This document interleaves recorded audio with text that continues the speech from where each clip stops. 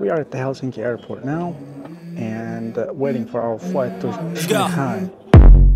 I wake up to a little bit of drool on my pillow, feel like it's gonna be a bad day. Yeah, I'm tired of shit and the coffee ain't hit yet, damn ain't that great. I don't wanna go to work cause my boss is a jerk and I'm not even that paid. I need a change in my life cause I don't feel alive and there's nothing that makes me happy. Hold my beer for a minute, I'm about to quit my job, cash in for a ticket. I'm going on a trip and I don't plan to visit. I'm gonna stay there till I feel like I'm winning, and this is just the beginning. I need a big change, help me feel like living. I need a big swing, home runs I'm hitting, and I'll never look back, moving on till I get it all. In this video I would like to share our 4-day family trip to Shanghai. Make sure to stay until the end to see all the interesting sights of this astonishing city. It's my first time traveling to China, so I'm full of excitement. I can't wait to see all the cultural differences, all the sightseeing that we're gonna encounter there. To get from Helsinki to Shanghai, we flew by Yuangjin Airlines. So we went all Chinese on this trip and tried to immerse ourselves in everything local, including the airlines. I think we were one of the few foreigners in the flight, and you could see that everyone had this small bag and souvenirs from Lapland, so I guess Finnish Santa Claus is quite famous in Asia. The flight lasted about 9 hours, and during the flight we got 2 meals. As I asked for a vegetarian meal, that's what I got. I don't know what it is, and I don't know what it's called, but it tastes real weird. And it was a bit too spicy for me. Breakfast, we got sandwich. It was alright. And plus, we got some drinks and some candies. After a long 9 hours of flight, we arrived to Shanghai International Airport, Pudong. As we were flying to Sydney, after Shanghai, we were able to get the transit visa, which allowed us to stay within the limits of Shanghai for 6 days. The process of getting the visa was a bit long, but it was quite understandable because it's quite a new type of visa the Chinese government is trying to implement in order to get more tourists after the COVID times. Shanghai met us with a beautiful sunset, and in order not to miss it, as soon as we checked in our hotel, we went outside to enjoy the sights of Shanghai.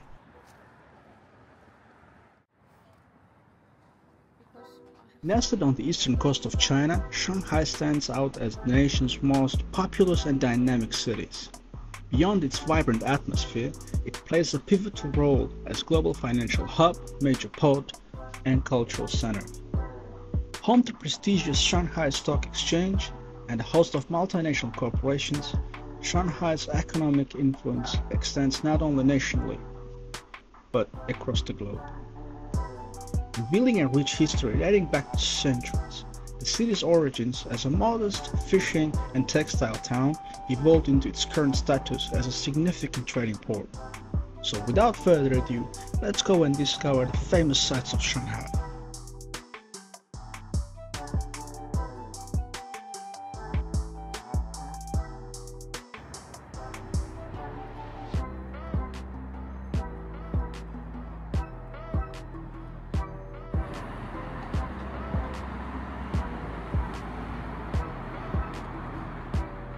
Second tallest building in the world, a representation of new era in China, Shanghai Tower. This 632 meters mega tall skyscraper was officially opened back in 2016. Until you get close to it, it's hard to realize how tall it is. Although it's officially called Financial Center of Shanghai, inside it's not just offices. You've got hotels, shops, and even some observation decks that allow you to see the city in its full beauty. At least we were told so. Unfortunately, we were not able to get up there because of the foggy weather, but hopefully next time. Near the Shanghai Tower, you can see futuristic glass designed buildings that unfold their true beauties, especially during the evening times.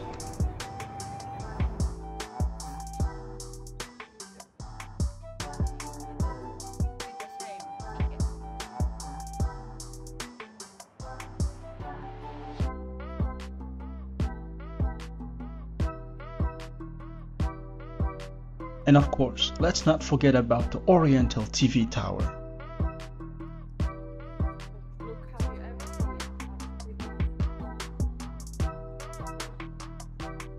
Shanghai's TV Tower reminds me of the TV tower that we saw in Tashkent. I'm gonna put the link for that video down below, so make sure to check it out.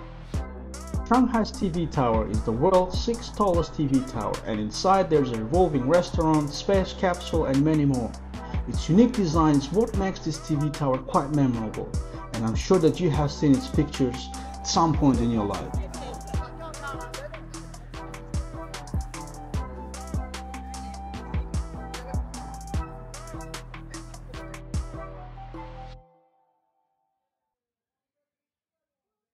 After our small tour of the main attractions of Shanghai, we then had a dinner.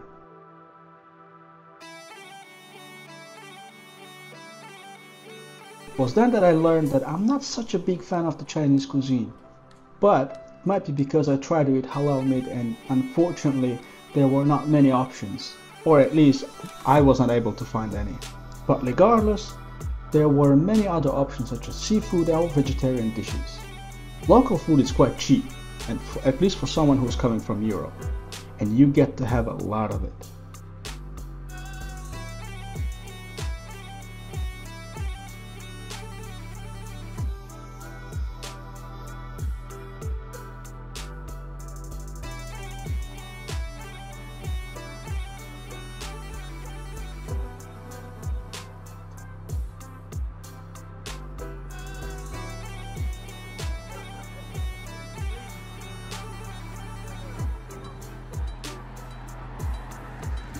After dinner, we went back to the hotel to get some rest.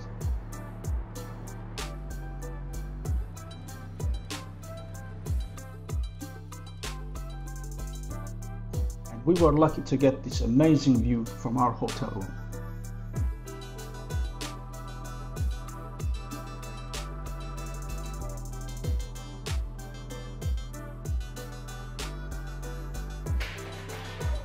The next day we started off our day by breakfast that was served on the 50th floor of our hotel. The floors of the restaurant were rotating, so we got to see different parts of the city while having breakfast.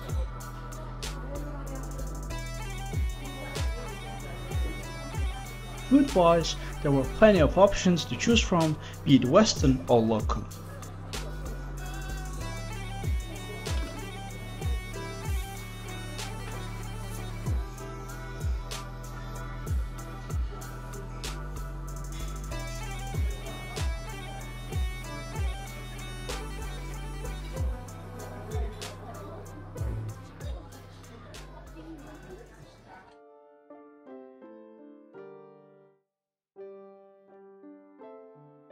Next, my parents and my brother joined us. It was amazing to meet them after such a long time. Together, we went and checked out the famous fake market of Shanghai. Basically, it's the market where you can buy high-quality knockoffs of luxurious brands, and not only, and all of it for quite a cheap price. But bear in mind that this is the place where you have to bargain, and bargain hard. Because what happens is that their initial price is like some cosmic number, so you as a skilled buyer need to bring that price back to earth. Keep in mind that most of the products are knockoffs, and you should pay 10 to 20% of the offered cosmic price. For example, we bought a suitcase as mine broke during the flight. Initial price they wanted for the suitcase was something around 1,500 yuans, and we ended up paying 350 yuans, but we were happy about it.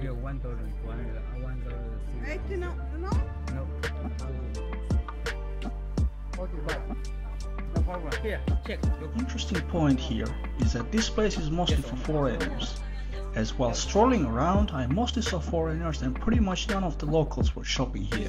All of the sellers spoke English quite well, so I guess one of the main goals of this market is to sell as much as possible to foreigners. But overall the sellers were super nice, and I had a lot of fun bargaining. At some point even one of them gave us a small gift. They kept on calling my little brother a handsome boy, so that was a good icebreaker to start off our bargaining wars. What is your last price? 800. 800. No. Leather.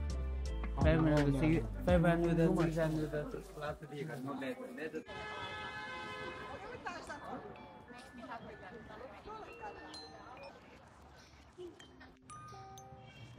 After a nice lunch, we made our way to Longhua Temple. According to a legend, Sun Quan, king of the kingdom Fu, had obtained Sharura relics, which are cremated remains of the Buddha, and it is believed that he has buried them in Longhua Temple. Longhua Temple, which is the oldest temple in Shanghai, was built in 242 AD, and hence has been destroyed, restored, and expanded to a certain extent by different dynasties. To this very day, this place of worship is quite famous among Buddhists and still being used as a place of teaching of Buddhism.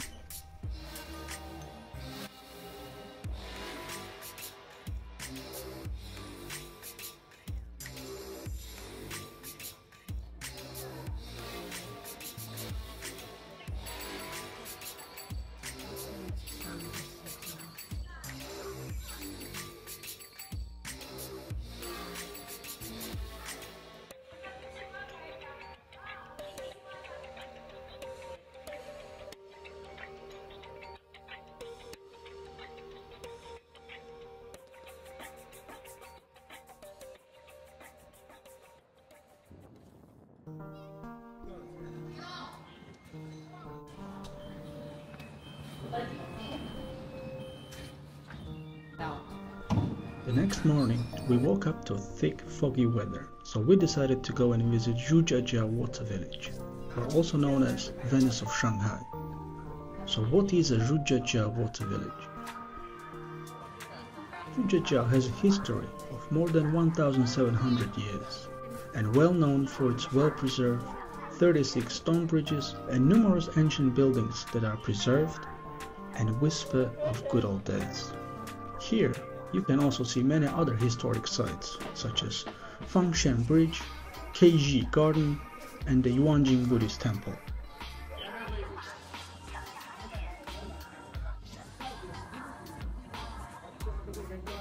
Now that we have all the official info out of the way, let's talk about our own experience while visiting this lovely place. It was indeed a very interesting place with many sites that indeed allowed us to have a glimpse into the ancient China and how people used to live back then. Although the trip here took us almost 2 hours, it was well worth it in my opinion. But we might have chosen a wrong way to visit this ancient town, as the place was simply packed. With this amount of people around, walking in between the tiny streets poses a challenge of its own. Well, at least from that aspect, it certainly feels like Venice.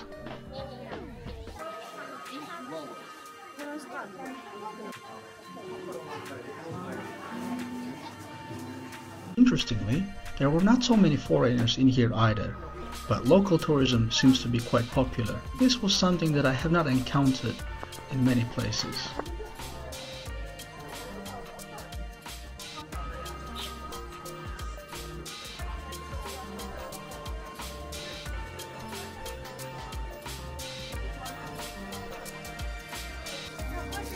So, while touring around, we met a group of Uyghurs.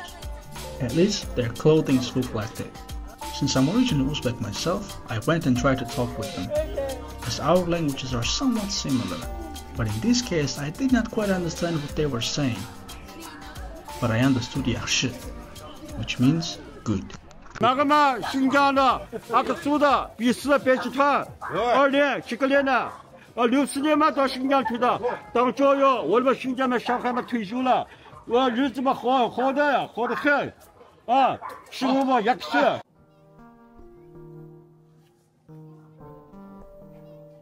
While visiting one of the temples, we were lucky to catch a glimpse of an ongoing prayers. Some sort of papers and clothing were being burned during the prayer, and I was not sure why it was being done. Later on, I looked it up, and this was a ritual of offering money and wealth to their dead, and this happens on special dates according to a lunar calendar. The Practitioners believe that whatever they burn, it will become usable by their dead relatives in the aftermath.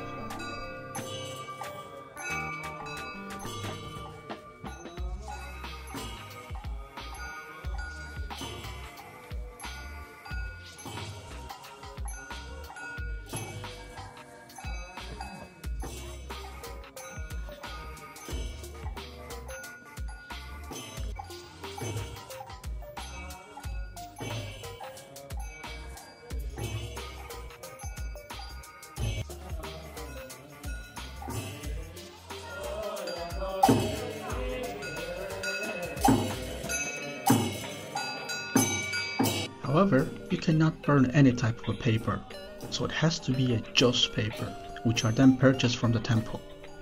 So in a way, it's a money transfer through fire. I hope I understood it right. If not, please let me know down in the comments.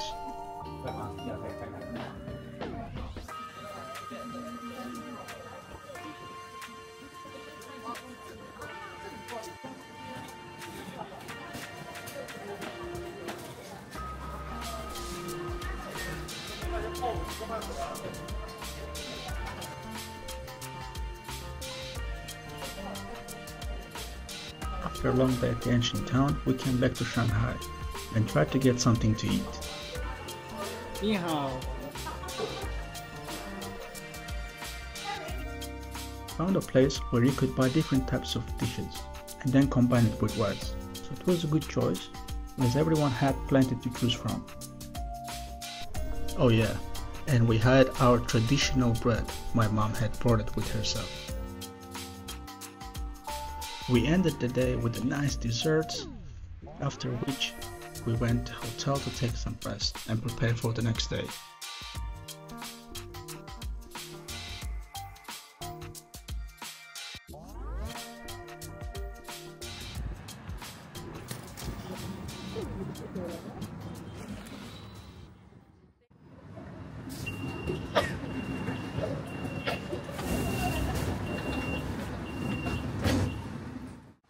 We woke up to another foggy morning and head up to all-you-can-eat breakfast, where me and my brother accepted the challenge.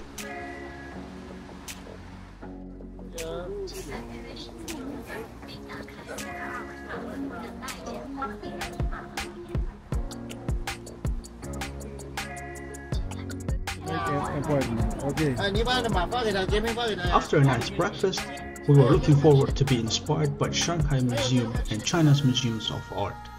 However, upon arrival, we were told that we were supposed to have made a reservation beforehand, although this information was not seen on their webpage when we were looking at it.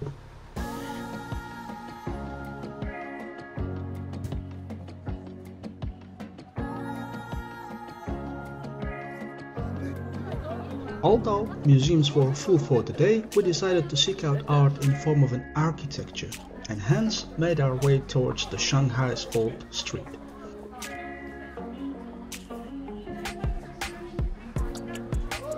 Shanghai's Old Street dates back to 1907, and here you can see many antique buildings with traditional features that give a glimpse of how old Chinese architecture used to look like back in the days. Moreover, some of the most popular Chinese brands were also presented here, since this street also happens to be quite a big cultural shopping street. As we were visiting Shanghai just before the Chinese New Year, we got to see nice decorations and also got to feel the Chinese New Year spirit.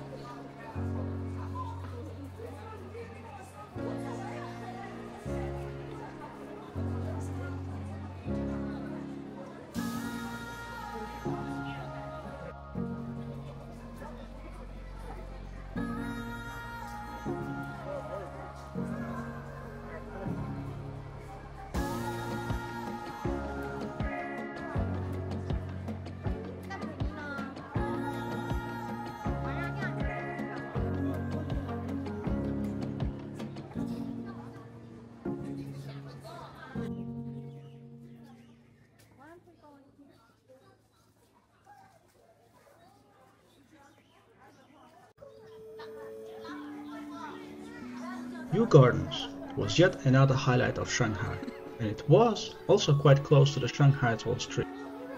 This place is supposed to embrace and cover you in peace and tranquility, as this was the goal of Pan Yunduan, a government official who built these gardens for his parents during the Ming Dynasty. He built it so that his parents could find satisfaction, calmness and tranquility in their old age. But I doubt that they can get that tranquility now, especially with this amount of people walking around.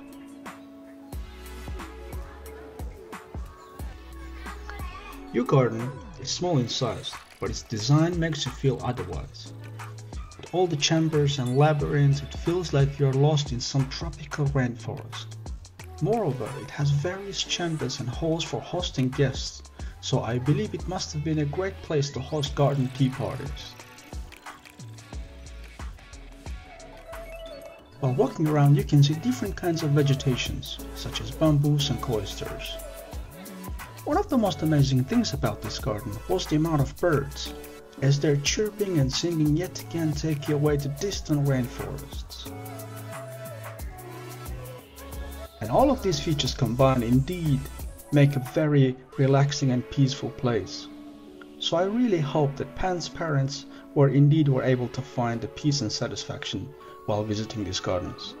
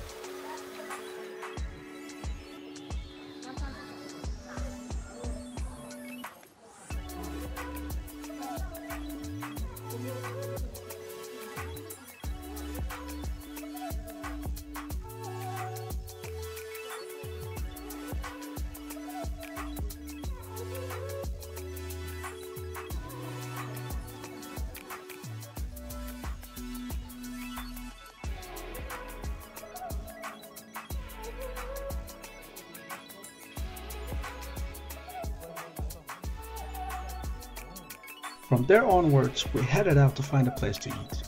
After walking for a while, we were very happy to find an Uyghur restaurant.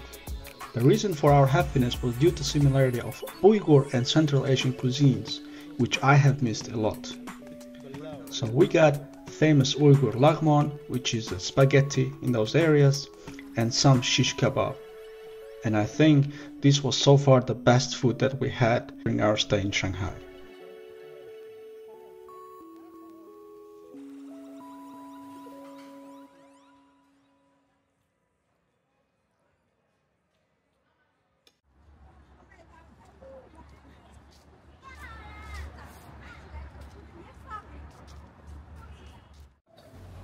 Our final destination, the highlight of Shanghai, the Bund, was our next stop. This European-style street was not only famous for serving as a primary place where western banks and trading houses settled, but also due to its location. It is located by the banks of Huangpu River, from where you can gaze upon the financial district of Shanghai and see the skyscrapers, including the TV Tower, which are at their best during the evening hours.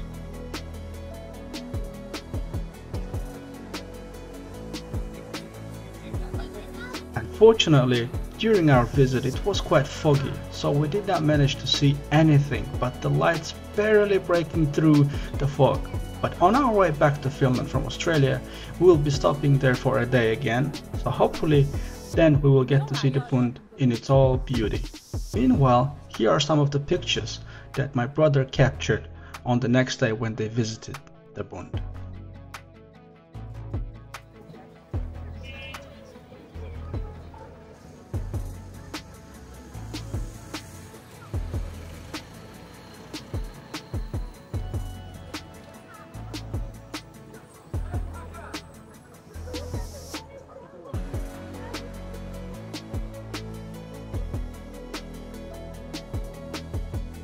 So yeah, there you have it, our 4-day stay in Shanghai.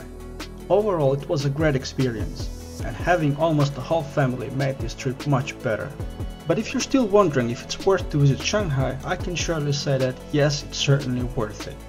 As this place holds dear its past, while at the same time surely marches into the future, and as a visitor you'll get to witness this whole transformation.